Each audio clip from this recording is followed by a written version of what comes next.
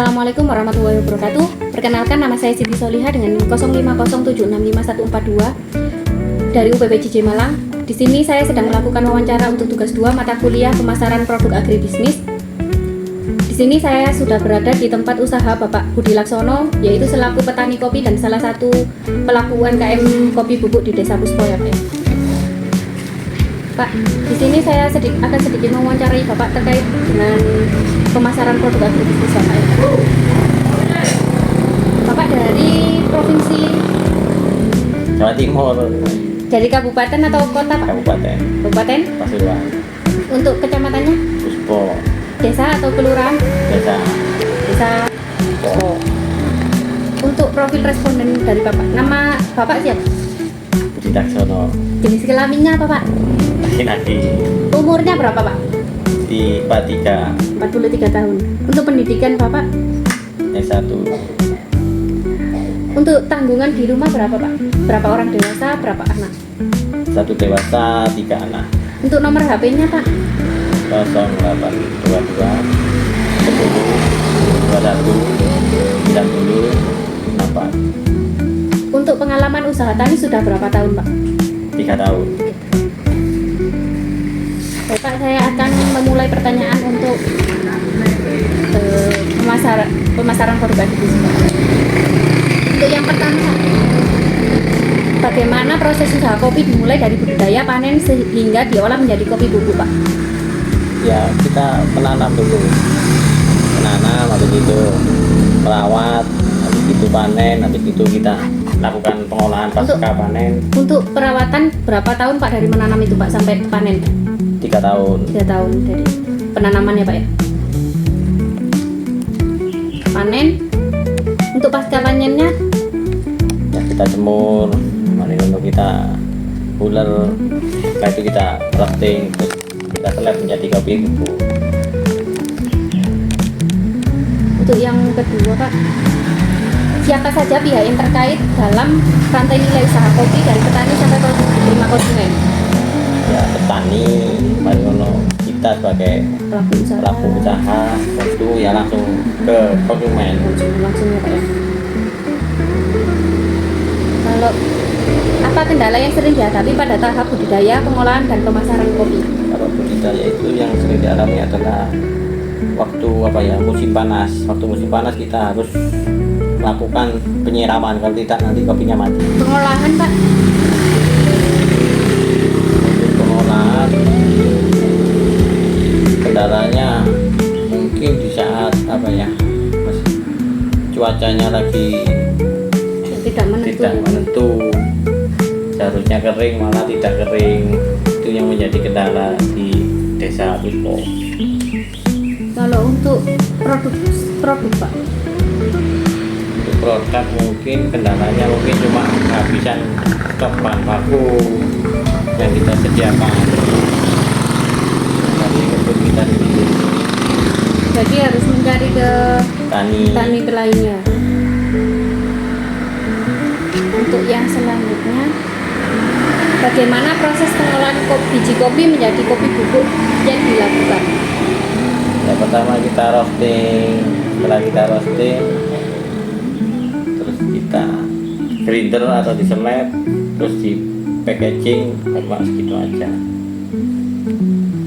Kalau yang selanjutnya, nilai tambah apa yang diperoleh setelah kopi diolah menjadi kopi bubuk dibandingkan dijual dalam bentuk biji kopi, Pak? Ya, kalau harganya kopi bubuk kan lebih mahal daripada kopi biji. Dari biji. Untuk selanjutnya, faktor apa yang mempengaruhi kualitas dan harga jual kopi bubuk? Waktu panen yang mempengaruhi kualitas, contohnya kita petiknya harus petik merah, setelah itu kita sortir sesuai dengan besar kecilnya biji kopi. Nah, seperti itu. Habis itu kita roastingnya juga harus konsisten. Sudah, Pak? Kalau untuk selanjutnya, strategi apa yang dilakukan untuk meningkatkan nilai tambah dan daya saing produk kopi. Jadi tadi kita melakukan petik tadi itu, mulai dari petik merah itu, terus kita sortir, kita roasting, itu kan mempengaruhi dari rasa. Kalau rasanya enak kan suka konsumen. Kalau untuk packaging Pak, Kalau packaging kita masih biasa, kita beli di online packagingnya. packagingnya seperti apa?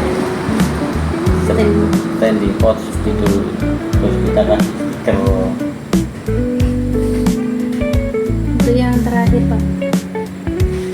Bagaimana cara pemasaran produk kopi bubuk kepada konsumen? Ya, lewat media sosial, lewat teman dan lain-lain.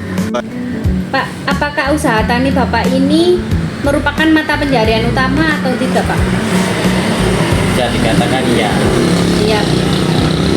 Kalau di petaninya Mata pencaharian sampingan apa aja Pak? tidak ada. Tidak. Jadi pure petani ya Pak ya? Ya, Untuk selanjutnya, mulai kapan usaha tani dilakukan? mulai 2020 Modal awal didirikan usahanya dari siapa Pak? modal sendiri. Berapa modal awal yang dibutuhkan dalam mendirikan usaha tani? Sekitar 25 juta untuk case-nya. Kalau untuk lahan Pak, berapa areal tanam di lahan Bapak? Kopi di lahan Bapak? 3 hektar. 3 hektar. Untuk periode tanam Dari tahun 2020 sampai sekarang. terus sampai 2026 ya Pak? Status kepemilikan lahan punya siapa Ya Pak? sendiri. Kalau untuk berapa kali panen dalam setahun Pak? Untuk kopi 1 kali. Waktu panen terakhir kapan Pak? Panen terakhir 2026 sekarang, bulan ini. Bulan ini. Mei. Nah, Untuk pengelolaan digarap sendiri atau orang lain Pak? sendiri. Berapa hektar tanaman kopinya Pak? Kalau untuk tanaman kopinya? 2 itu 2 hektar. Berapa jumlah tanaman kopi Bapak? sekitar 1.500. 1.500 pohon. Berapa jumlah komoditas yang ada di lahan Bapak? Ada 3. 3. Berapa mayoritas umur tanaman kopi saat ini Pak? 3 tahun. Oh, berarti lebih dari 6 tahun. 6 tahun. Jadi di apakah lahan kopi Anda ditanami dengan tanaman lain? Ya, Ya. Apa aja Pak? kopi, cengkeh, sama durian. Kopi, Cengkeh sama durian.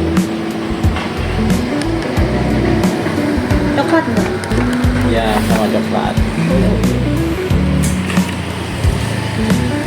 Berapa banyak tanaman lain yang ditanam di lahan Pak? 4. 4 tanaman. Ya, Berapa jumlah produksi kopinya Pak?